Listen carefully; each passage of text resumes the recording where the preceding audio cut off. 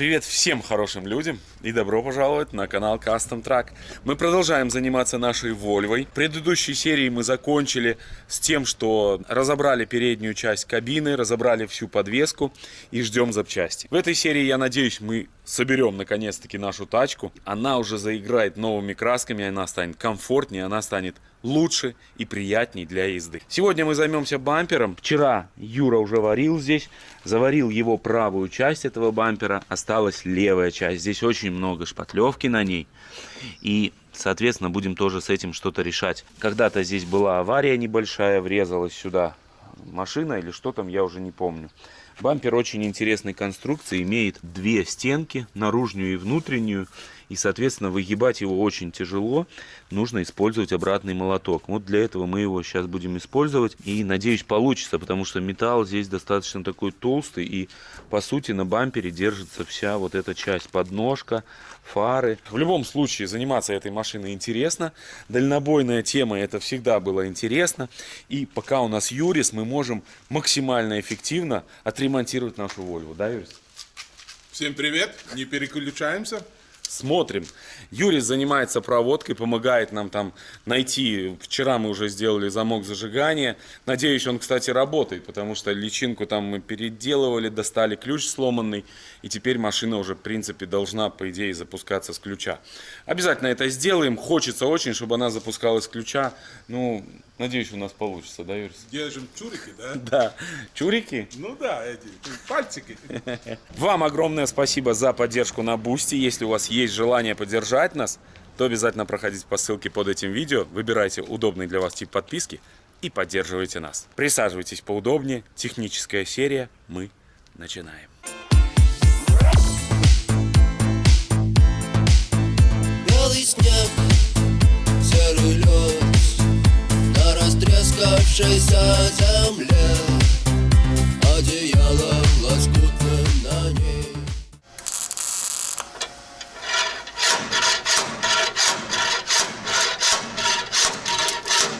Ну, выравниваем бампер, друзья. В общем, используем такой советский обратный молоток из гири, сделанный когда-то мною кузовщиком. Я же 20 лет отработал в кузовном цехе. Вот. Ну и, по сути, основные вмятины уже выровняли. Осталась мелочевка.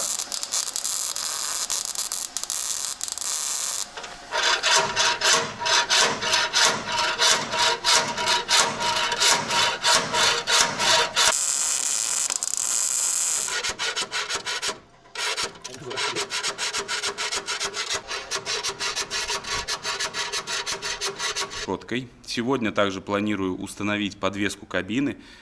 Пока что не уверен, получится у меня установить одному или нет, потому что Юра уехал немножко отдохнуть, и, соответственно, я занимаюсь пока что один. Восстанавливаю решетку.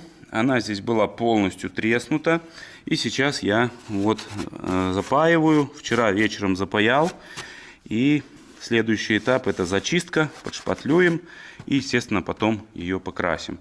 Ну а пока что зачистные работы полным ходом. Выглядит вот так все это как месиво такое, но после зачистки я уверен, что это будет выглядеть очень красиво. Во всяком случае, гораздо лучше, чем это было до этого. Сначала зачищаю пластик, ну а потом уже чуть-чуть прошпатлюем и шпатлевочку тоже зачистим.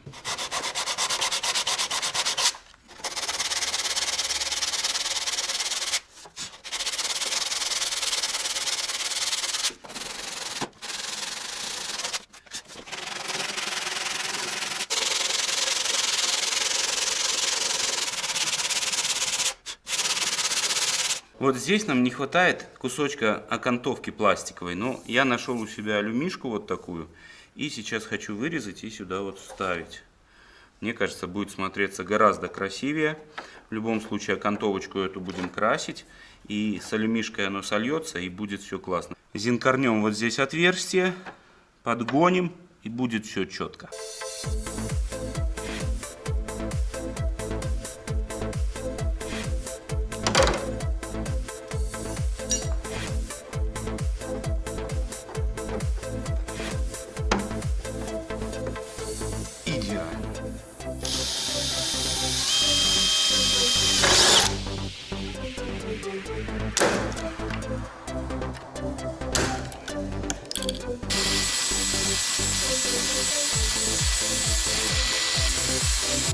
Зашпатлевал нашу решетку и сейчас приступаем к тому, чтобы уже готовить ее к покраске.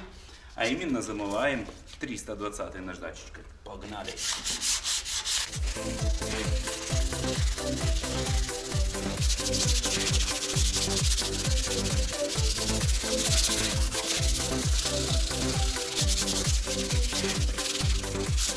Пока на улице дождливо и мокро, я решил помыть переднюю часть нашей машины. В любом случае здесь все мокрое и хочется, конечно, чтобы она выглядела чуть красивее. Здесь, правда, проводка идет по сторонам. Я немного рискую, но ничего не поделаешь. Нужно отмывать, потому что выглядит здесь ужасно страшно. В целом хотел бы от вас обратную связь, узнать, насколько вам интересно смотреть этот проект, снимать ли нам дальше. Обязательно пишите в комментариях, мне это важно.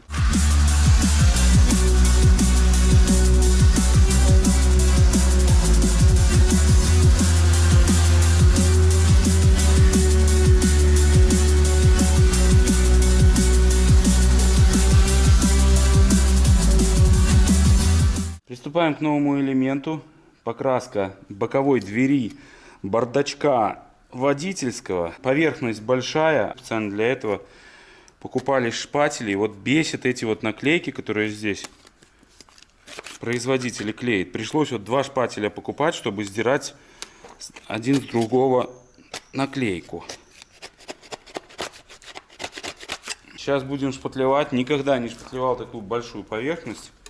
И я думаю, это создаст определенные для меня проблемы, если честно. Но я в кузовном цехе отработал 20 лет. И я думаю, я сейчас сделаю эту штуку.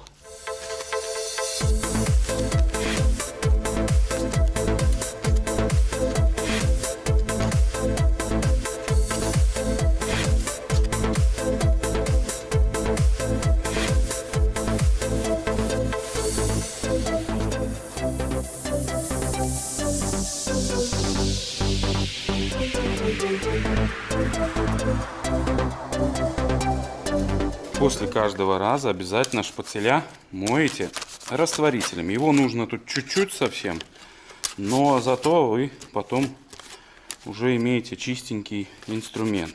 Мою ручки. Закончилась шпакля у нас, и заодно сейчас съезжу на обед. После обеда приеду и продолжу. Пройду разок, зачищу и опять буду еще слой шпатлевать. Наверное, так нужно. Не знаю точно, но попробуем.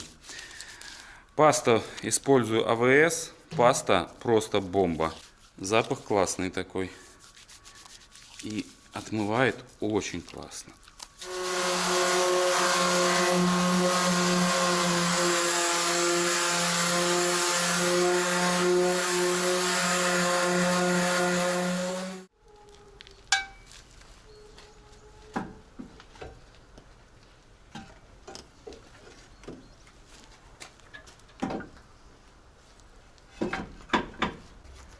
Конструкция тяжеленькая такая достаточно.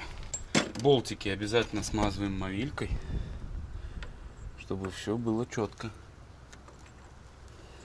Пытаюсь установить стойки.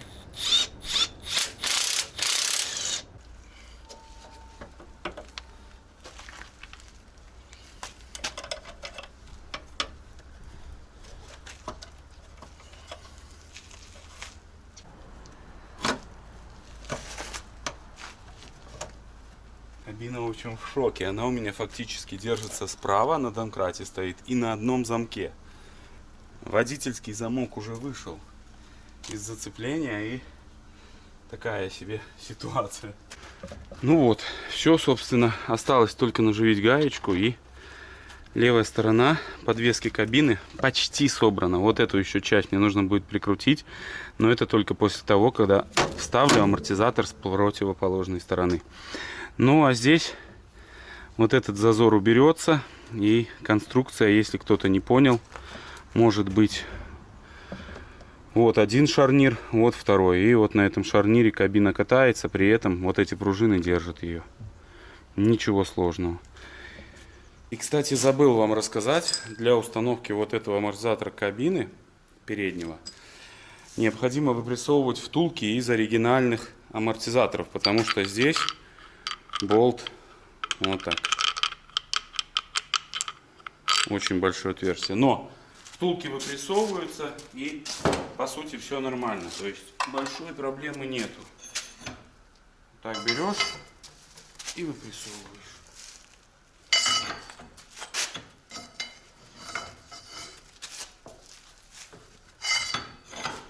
Главное, чтобы амортизатор не прилетел вместе с головками в голову,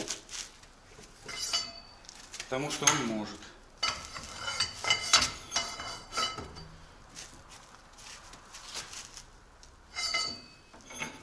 Лондон, goodbye. Лондон, прощай, я здесь чужой. Вот, выпрессовал я втулку, и сюда она вот так вставляется. Прям идеально-идеально становится. Со второй стороны я поддонкратил так, что пружина у нас становится, даже не надо ничего изобретать. Вот, осталось только как-то опустить кабину и при этом попасть амортизатором.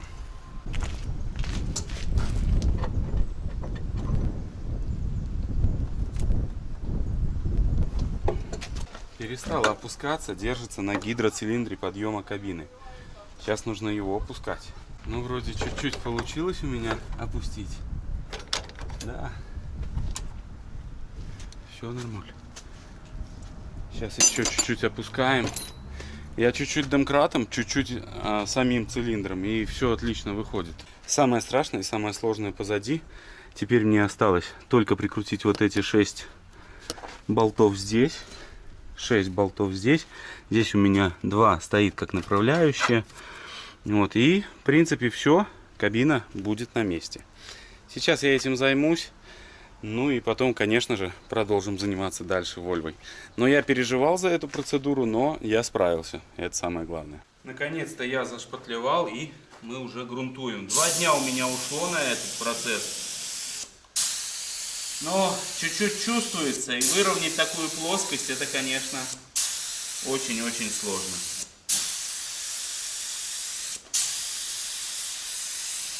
Но результат мы увидим очень скоро. Покрасил я переднюю часть вольвочки. Здесь обработал вюртом. Все отлично. Вот эту ржавчину тоже сначала обработал вюртом, потом прокрасил структуркой. Здесь тоже подкрасил. И Volvo уже выглядит гораздо лучше. Ну, то есть совсем другая машина, можно сказать. Вот когда выглядит все чуть-чуть подкрашенным и аккуратненьким. Сегодня мы займемся панелями. Также нам нужно вот эту дверь подогнать, тоже подшкурить ее. Это наша задача будет сегодня. Так что не теряем времени. Приехали кое-какие запчасти, пойдем покажу. Вышкуриваю вот эти панельки. Та панель у нас новая. Она когда-то была ударена машиной, поэтому ее хозяин купил новую.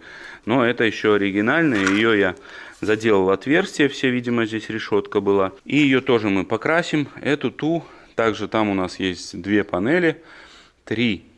И передняя решетка радиатора. Приехали фары. С фарами, к сожалению, проблемы, блин. Ну, китайщина, она и в Африке китайщина. Креплений нету толком. Вот, ну, сами фары красивые, хоть и то ладно. Также приехали вот такие поворотники. Копейки стоят, 27 рублей, 10 долларов даже дешевле. Вот, и уже решили поставить новенькие. Так что потихоньку трудимся, занимаемся. Работы, естественно, много. Вам я снимаю в таком ключе, как бы набежечном. Вот, ну, стараюсь по максимуму, скажем так. Еще у нас мне не нравятся подножки. Тоже вот эта подножка отломана здесь. А эта подножка вообще вон скреплена. Но, наверное, уже пока что не будем вкладывать больше денег так, ну, в мелочевку в эту. Потому что нам еще подтягивать и техническую часть. И если мы все будем вот так покупать, то это будет безумие. Поэтому пока что будем смотреть по обстановке. Будем покупать прям самое-самое необходимое.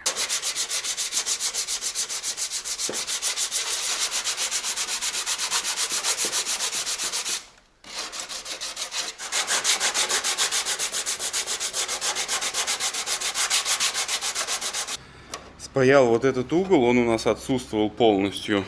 Я его взял, Ну, у нас остатки оставались этого пластика, и вот сюда уголочек сделал. Совсем не заметил, что вот здесь тоже нету планки. И сейчас тоже тут нужно что-то придумать. Буду паять. Зачищаю 3 наждачками. 80-ка, 150-ка и 320-я с водой. Все, под акриловую краску, все отлично так работает. Похоже, похоже. Будет как в оригинале.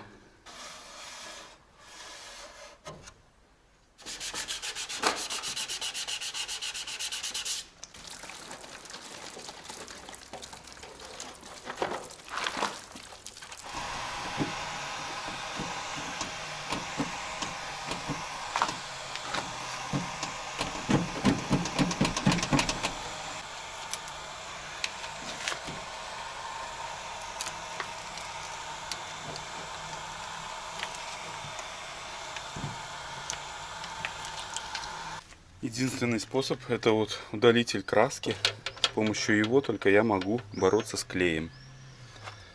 Спасибо Агротехгрупп.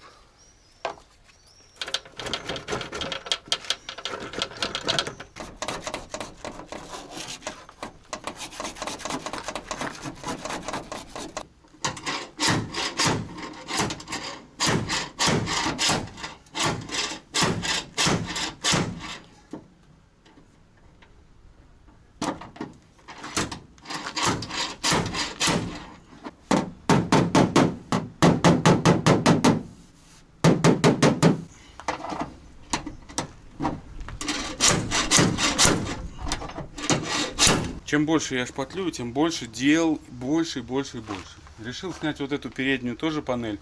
Ее покрасим, чтобы уже хотя бы у нас морда была одного цвета. Ну, хотя бы так. Поэтому снимаем. Это последний болтик был.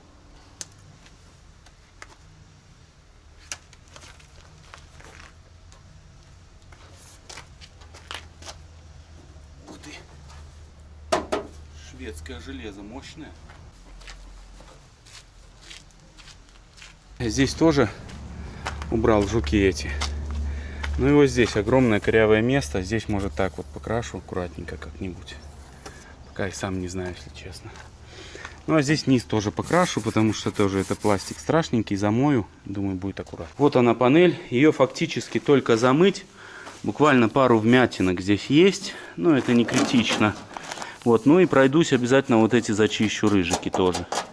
Их здесь чуть-чуть совсем, но лучше сейчас зачистить, обработать, нежели чем они полезут дальше.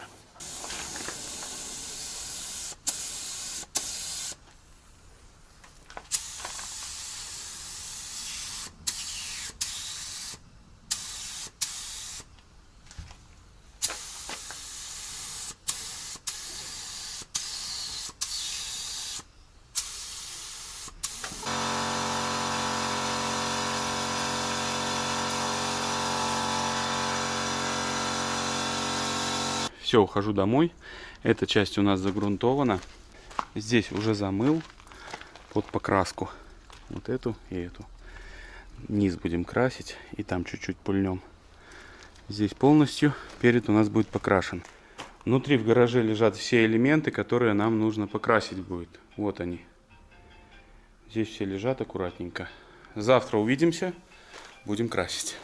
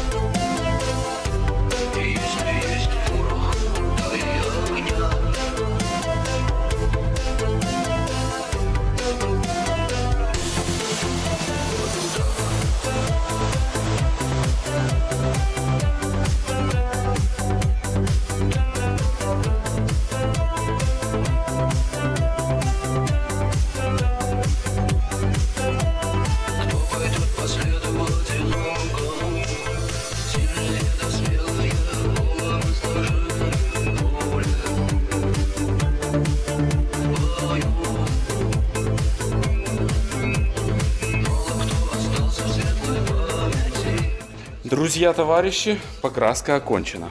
Выглядит все красиво. Я очень сильно переживал, что не попадем в цвет, но цвет прям бомба. Прям вот как будто в оригинале Volvo. Это обычная краска от Volkswagen LT, то же самое. Volkswagen L90E. Это краска белая с желтизной. Вот так она выглядит. Решетку тоже покрасил уже. Ну, по решетке чувствуется, что машина не новая, но в любом случае очень хороший результат. На водительской двери есть косячок единственный. То есть, ну а так, смотрите, по цвету вообще не видно даже, что красилось. У нас красился низ, и дверь не красилась. Низ и боковинки. Ну, по качеству покраски я не знаю, но вроде нормуль. Вот здесь, вот видите, такая вот это пятно. То ли брызнул пульверизатор что-то. Надо компрессор нам новый. Скорее всего, воду какую-то брызгал. Ну и здесь пластик подкрасил. Все. Машинка гораздо будет красивее. Сейчас здесь разрабатываю щетки. Тоже закисшие, очень закисшие. Ну, продолжать мы будем в следующих сериях. На этом все. Сборка нам предстоит тоже уже в следующей серии. Поэтому огромное вам спасибо, друзья, что вы с нами. Спасибо, что поддерживаете нас. Если у вас есть желание поддержать наш канал, то обязательно проходите по ссылке в описании. Подписывайтесь на Boosty. Вам я желаю только хороших людей на жизненном пути, всех благ и всего самого-самого наилучшего. Всем пока, увидимся в следующих сериях. Не забывайте нажать кнопку подписаться.